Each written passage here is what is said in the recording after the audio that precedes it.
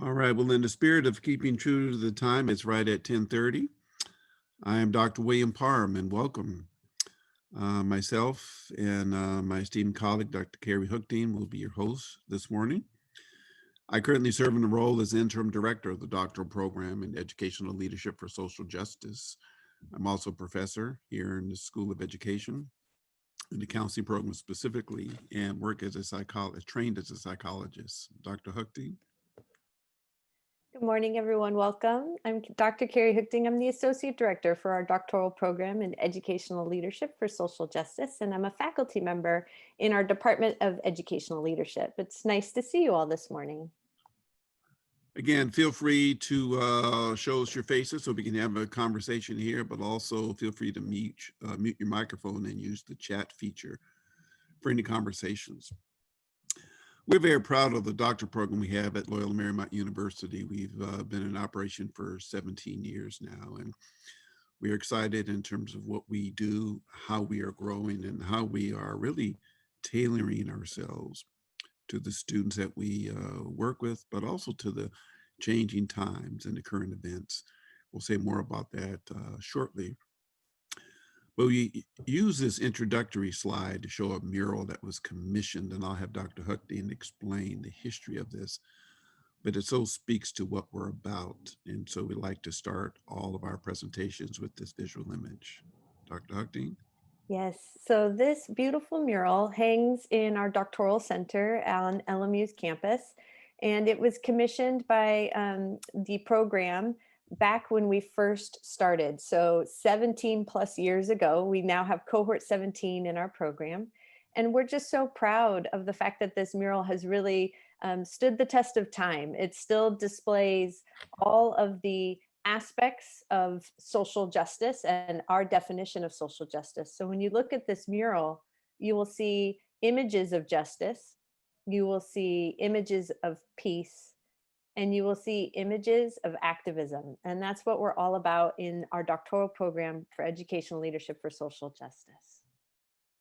Yeah, the only thing that we haven't brought up to date, or actually is part of history, is that computer that you see. It's antiquated, but it really shows you that we've come a long way. And again, if you really just study the visual images on there from left to right, we really do cover virtually all of what you see on the screen in a few other areas. Next slide. So a little bit about our program. We are focused on social justice specifically, and let me say a word about what that means for us. It's not just a term that we use lightly. We, in fact, infuse current events into all of our conversations and all of the courses, from writing to theory courses to the research courses. We, for example, know that there's a trifecta of noise, is what I call it, going on now. We have the coronavirus and all of the confusion and chaos that has caused and continues to cause. We are, in fact, not even out of phase one yet, and we're still seeing the devastating effects of that.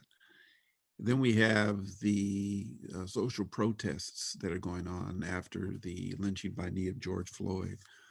And that was a global phenomenon that really has, when you put together with the COVID, has really stretched people to new limits. The third factor is that we have an election campaign going on now that really is raising a lot of questions and concerns. And so I say all that to say, we really integrate those real events, live events, into current conversations. And that's how we integrate our approach to theory and practice. We also know that our students who come are really working in the field already. So we really rely upon them to bring in sort of the front row seat approach of what's really going on out in the world. And so we do a good job of integrating what students bring and what we bring. Our goal is really to prepare leaders across all sectors, from K-12, higher education, nonprofit, and community-based education. And the truth of the matter is we really do admit students who we believe already have shown some leadership abilities. So our goal is to really help them discover more of the leadership abilities they already have. We have an extensive alumni network of superintendents, principals, policymakers, nonprofit and community leaders. So we are very, very proud of what we are doing and excited about how we're evolving. Next slide.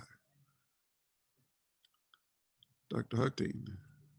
Sure. So on this slide, we'd like to share with you a little bit of statistics about our program. We're very proud that our EDD program is the only doctoral program on the Westchester campus at LMU. We are named number 64 on the list of best national universities by US News and World Report. We are ranked in the top 5 Jesuit universities in the country and top 6 private colleges in California. We also boast internationally renowned faculty. And as you can see in the photo here, this is our presidential professor, Martha McCarthy, with our university president, Tim Snyder. And Martha is world renowned for her expertise in educational law and policy. And she teaches courses in our doctoral program, and she serves as a dissertation chair and on dissertation committees for our students. So you have access to some top-notch faculty in our program. We also are very proud of our education centers for research. Specifically, we have the Center for Equity for English Learners, run by Dr. Magali Lavadens. She has a wonderful partnership with local districts. So students who are interested in this topic, perhaps for their dissertation, can work with the center to gain access to schools in order to study equity for English learners across the Los Angeles region. We also have a center that's interdisciplinary, focused on STEM. We have the Center for Catholic Education, and we have the Family of Schools, which is a network of local schools, traditional public, public charter, and Catholic schools in the local area close to LMU. So again, students in our doctoral program, when you get to that dissertation phase, should you need access in the field, we have great relationships and partnerships across the board, and we can partner with these centers to get you what you need for your dissertation work. And as an example of expansion, as we speak to you this morning, we are presently in the process of authoring a proposal to really start a center for trauma-informed education. As you may or may not be aware, trauma is a very huge topic. It's really impacting in adverse ways our schools, both teachers as well as students. And let me throw in administrators. And so we really are being very intentional in our approach to doing something about the issue. And so that's, again, an example of how we are growing and trying to meet current needs. Next slide. So here we have just a snapshot of just some of our distinguished faculty. And when I say a snapshot, I really do mean a snapshot.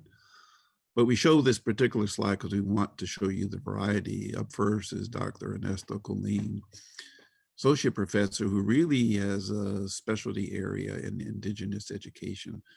He actually has traveled around the country and really studied Indigenous populations, and he really is seen as a renowned expert. And the next category is undocumented students and English language learners. Again, we've mentioned and introduced briefly Dr. Magali Lavanens. She is, again, our distinguished professor and the director of the CO program. One of our newest faculty is Dr. Will Perez, a professor here, and he has a lot of expertise, nationally known, actually, reputation for undocumented students. He is just a wealth of information and is really current in what's going on. We also just mentioned too, Dr. Martha McCarthy, our presidential professor. She was in the photo with Dr. Timothy Law-Snyder, our president. And again, she is an international scholar in policy and law related to schools. There are, again, a number of faculty. We just don't have a list, a complete list to go through, but we also want you to know our faculty who really work with the doctoral students come from the entire School of Education. So we aren't just one program with a core faculty. We really draw from literally the expertise and the talents and genius of all the faculty in the School of Education. Next slide. Dr. Huckting. Certainly. So we are very intentional in how we create our doctoral program. Most of our students come to us as full-time working professionals. So we are very intentional in trying to curate this community that provides support to our students to help them through their journey. That means that if you were to come to our program, we have a one-to-one dissertation chair to student ratio. In some other programs, they might adopt a group model, for example, for the dissertation. In our program, this is a one-to-one experience. We're quite intentional about that. We believe that our students come to us with problems of practice that they're facing on a daily basis. And so you, as the student, get to select the topic that you would like to study for your dissertation. And as Bill mentioned, then you get to pick the faculty members who have the expertise in order to help you with your dissertation work, rather than being assigned a faculty member or being told what to study. We also are quite intentional about a small cohort model. We take on average 20 to 25 students per cohort, and we are looking for a very diverse cohort. So we admit intentionally students who come from across the education sector. We look for traditional public, public charter, Catholic, independent, higher education, community college settings, even nonprofit educational models. And that's on purpose because we believe that by sitting around a table with diversity, a diversity of thought, diverse individuals, we really challenge each other to think about these problems of practice in more innovative ways. We sort of break down those silos that are so common in education. And of course, we offer very individualized support. Faculty are so excited to work with doctoral students in our program. You email them, they email you back. They might even give you their cell phone number to text them if you have a question in the middle of the dissertation data collection. So it's a very individualized support journey. You know your faculty, the faculty know you, and they are there to help you along the way. And I would just want to say an extra word on the cohort model. It is very intentionally designed so that you bring your best self. You clearly are students on one hand, but on the other, you're seasoned professionals who are out there rolling up your sleeves on the front lines. And we value that sort of input and genius, basically, because you are really managing your space. We want you to push us, and that's how you do it. Our guarantee is that we will push you. And so it comes down to iron sharpens iron. And part of the successes of our programs is when we work together in that symmetry of success. It's been a good formula, and that's what you will be coming into. Next slide. We show this slide here really just to show you some of the dissertations that have been authored, but we also want to highlight, for example, in the first one with Dr. Lucas, Principles and Partners of Change in the Common Core State Standards Implementation. That's a dissertation relative to public education. Our next dissertation that we highlight really has to do with higher education, silencing the critics, teacher preparation for social justice matters.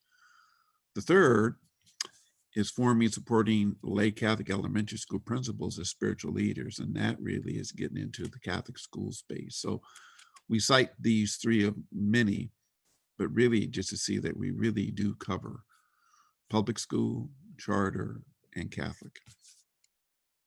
Next slide. Dr. Hugting. Sure. So as I mentioned before, the majority of students who come to our program are working full-time in the field of education. And so we've really designed our program to meet the needs of the working professional.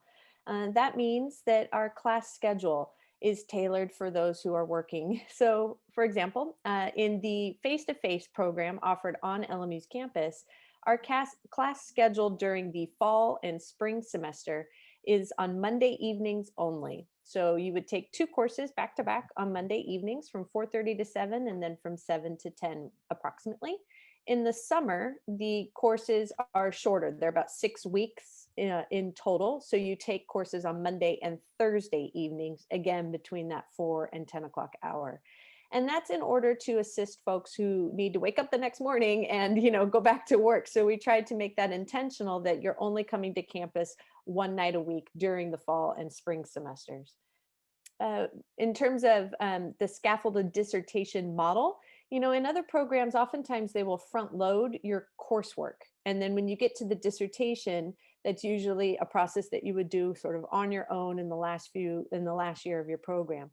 For us, we intentionally scaffold the dissertation support by offering writing courses throughout the 3 years. And we do that because we know that our students are working in the field and they have, very big jobs. So we want to make sure that there is support for them toward the dissertation along the way in order to help them finish the program in the 3 years. And of course, as I mentioned, we have highly accessible faculty who are so excited to work with you. They email you back. You have a great relationship with your faculty. They really are there for you, and they teach your classes. It's not like we have a TA system where you might be seeing a TA in a classroom. No, our faculty are teaching the classes. They're serving as dissertation chairs. They're serving on dissertation committees. They're highly involved and very proud of our doctoral program.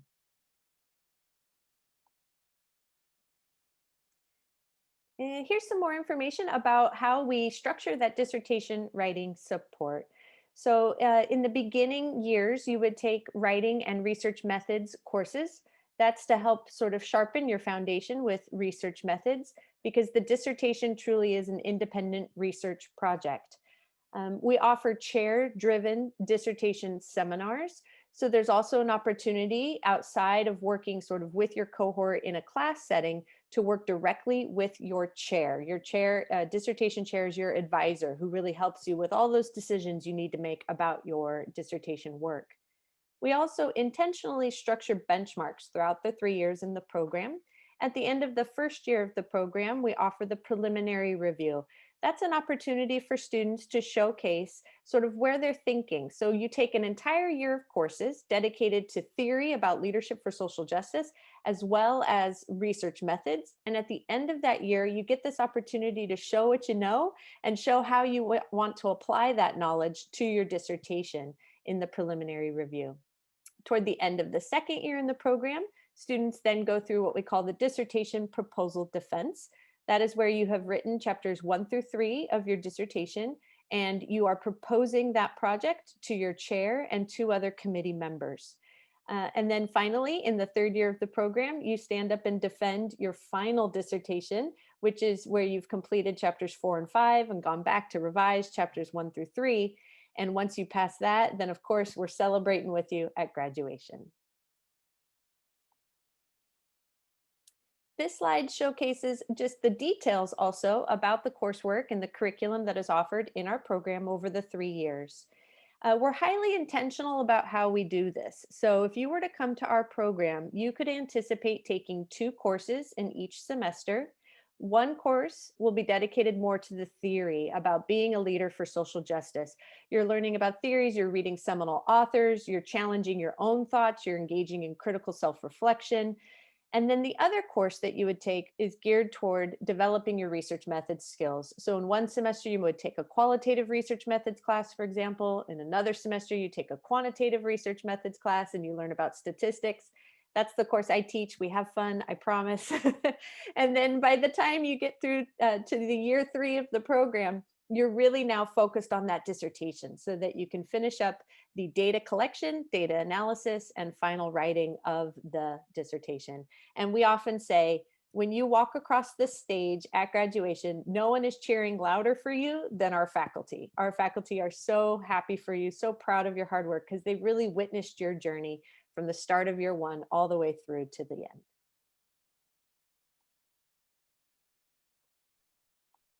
What you have here are smiling faces. Again, you'll see another photo later on, but we want you to also take a look at the 3 stripes on the sleeve. That is sort of ultimately what we earned.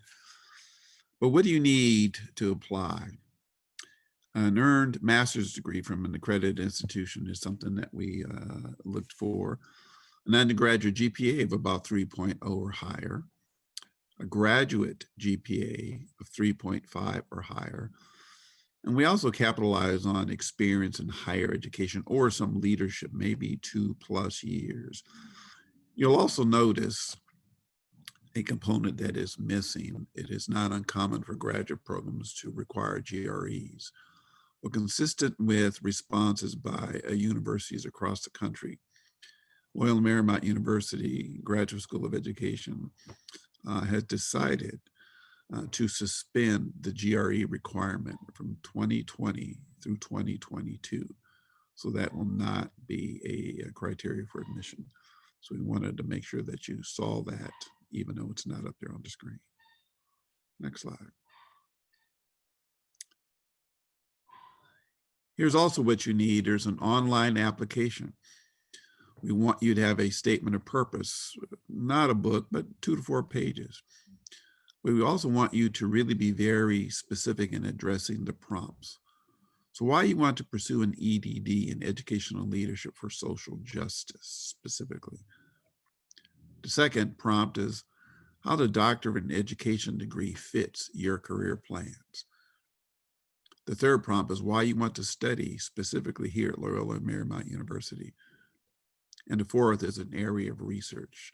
Now, what this means is that we don't want you and don't expect you to come here with an already flushed out area of scholarship and research interests. But we do know that there's a lot that is on your plate. There's probably a couple of questions that are really you're curious about. That's at a minimum what we want you to bring. Because again, this is your program. It's not our program, it's your program. We really want you to develop and discover the talents that you have. So in addition to the online application and statement of purpose, we want you to turn in a current resume. We also want you to submit 2 letters of recommendation. I want to say a word about this. All of our students, and I'm sure all of you, are absolutely fabulous individuals. But we really like to read letters of recommendation from the authors who can really speak to the talent that you will need in an academic setting. So your ability for critical thinking, writing, working as a team player, examining current issues, those sorts of factors really go a long way to illuminating who you are. And that's the kind of letter that I think would be positive. Clearly, transcripts from all colleges and universities that you attend.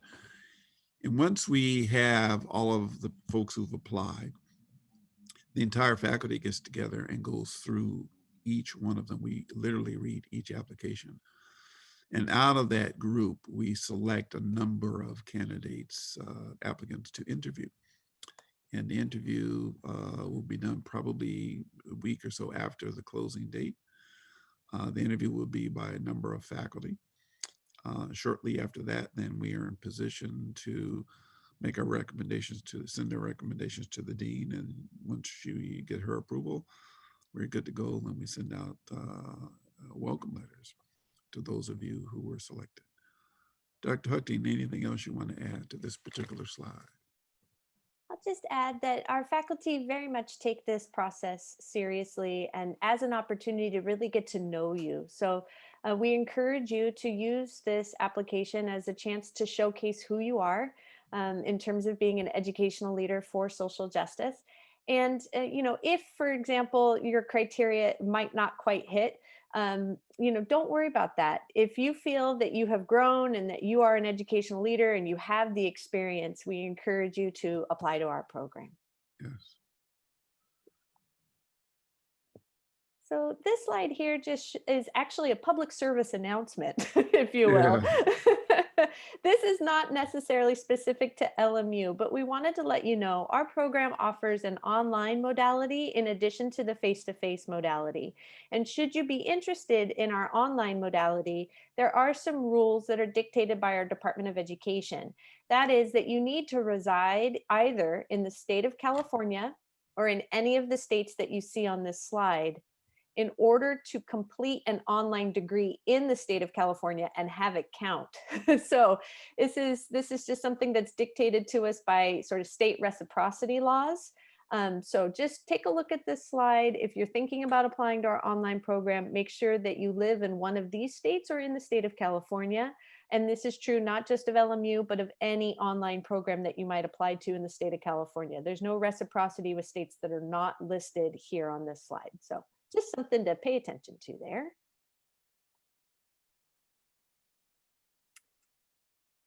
And some details, sure, some details about our timeline. Our online application was just due in September, so our next application cycle is January 25th for our face-to-face program, our on-campus program. And what that process will look like is that you need to submit your application online by the 25th, and then we go through the applications and invite folks to interviews around mid-February. We will make decisions in late March, early April, and then you can see here that the program actually begins in the summer. So you would be looking to start toward the end of June there of 2021.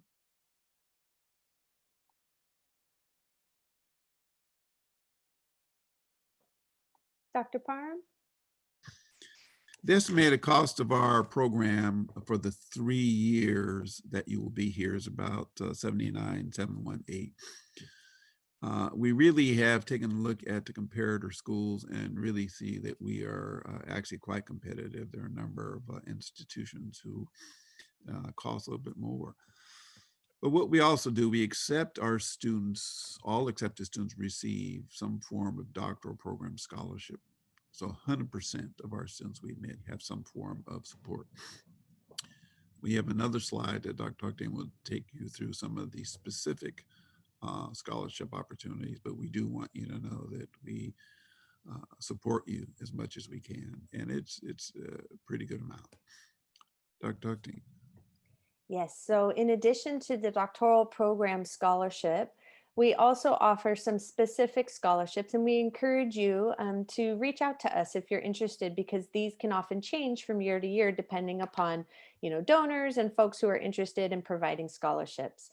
So, for example, if you happen to work in the Catholic school sector or to be a member of the Catholic clergy, there are scholarships available to you there. So please contact our doctoral center with any questions you might have about scholarships. Most of our students engage in the government loan process and take out loans as well.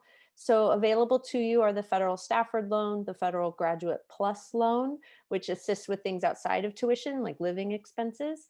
And there's also the in-school deferment, which means that while you are enrolled as a full-time student in our program, you don't have to start paying back those loans. And of course, if you have any questions, we encourage you to email doctoral@lmu.edu, and we'll put the contact information at the end of this presentation. Michaela Cooper is our program coordinator, and she's amazing. She's so great about getting back to you and helping you answer all your questions. And she has a wonderful relationship with our financial aid office, so she can help connect you with the right people to get your questions answered.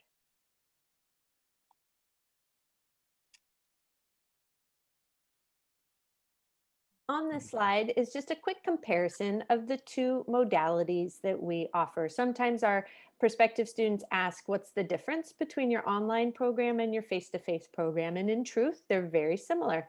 Both are 3-year programs. Both require that you take 46 credit units with us.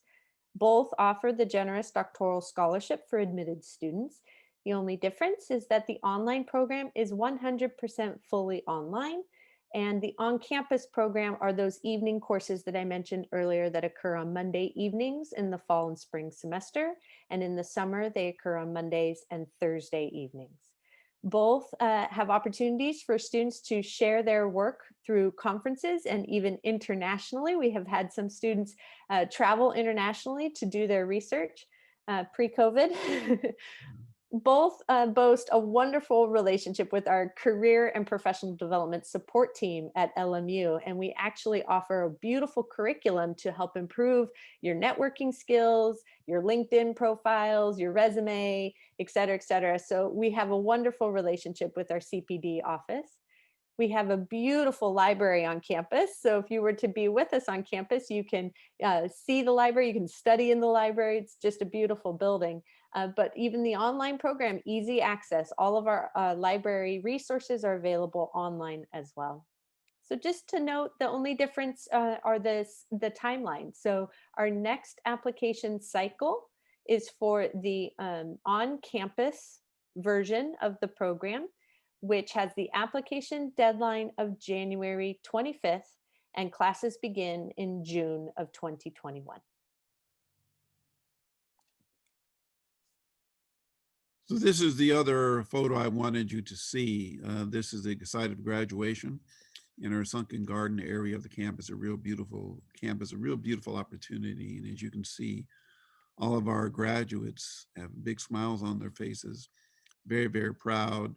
What you don't see is all the faculty who are cheering for them. That's in fact why some of them have those big smiles. So we really want all of you to take a look at those who are seated and those who are standing, and replace their picture with yours and really see yourself there at some point down the road, holding up the highest degree in the Western world, really proud of yourself that you've pushed yourself to a new level of leadership, and ready to go to control your space and to really move the needle of real change. That's really what we're here for. And again, we're so proud of all of our graduates, and there's not one of them who hasn't stayed connected to our program in a number of ways.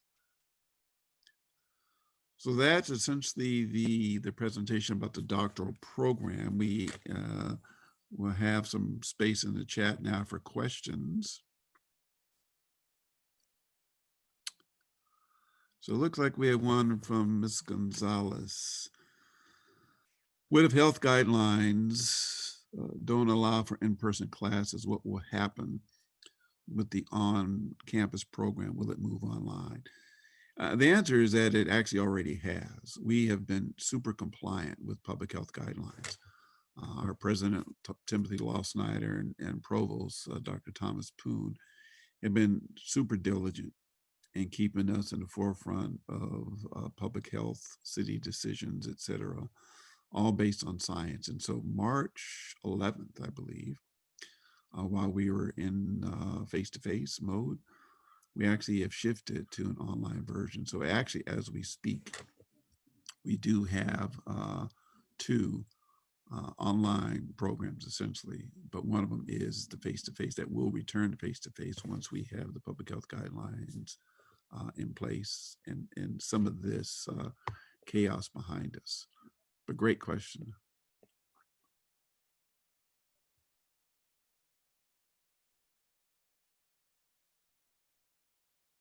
Any other questions in the chat?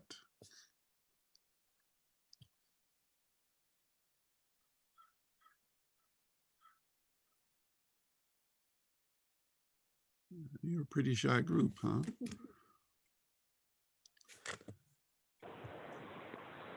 Hello? Hello there. I actually submitted a question. I don't know if you got it yet. Maybe there's a little bit of a delay. Oh, I see. I see. Ms. Serrano? Yes. All right. It says, I already submitted my 2 letters of recommendation, but would like to add a third one or replace one of the previous. Can I do that? The answer is yes, in short. And Dr. Huckting, you want to elaborate on that? Certainly. You should be able to go ahead and upload the third letter of recommendation to the same portal, your Slate page.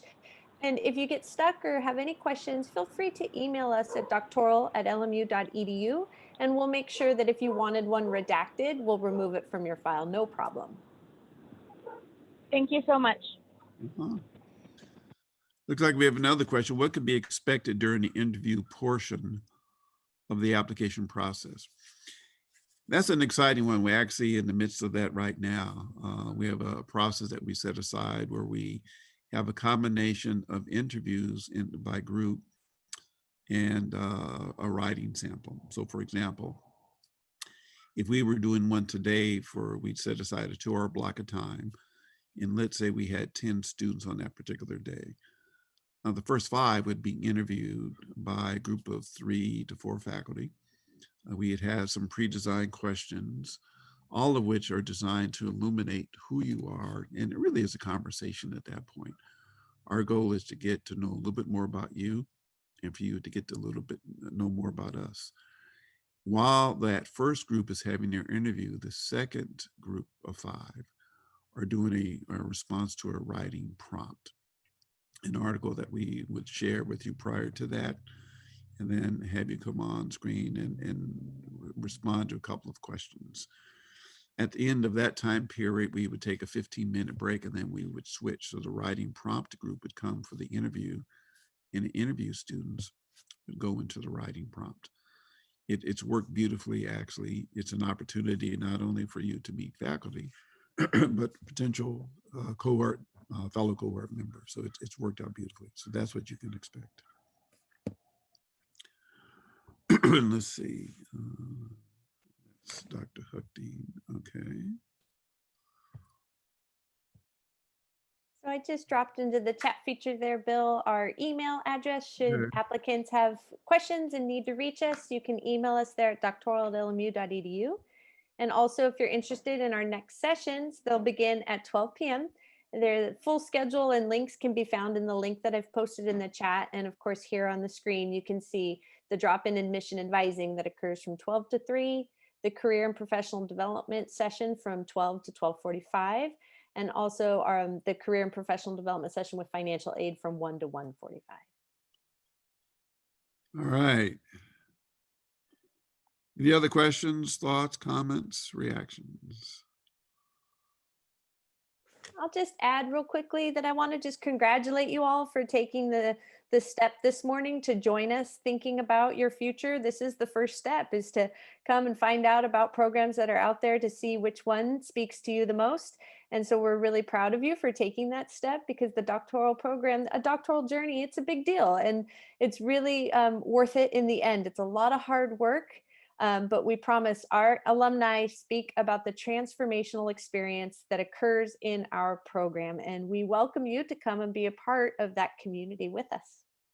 Absolutely. And then the final word, we really, again, on behalf of all of our colleagues, want to really underscore there's a lot going on in the world right now. We don't have a clue about what your personal journey is. We hope that everything is successful, that you're safe and well, and continuing to find successful ways to manage all of this.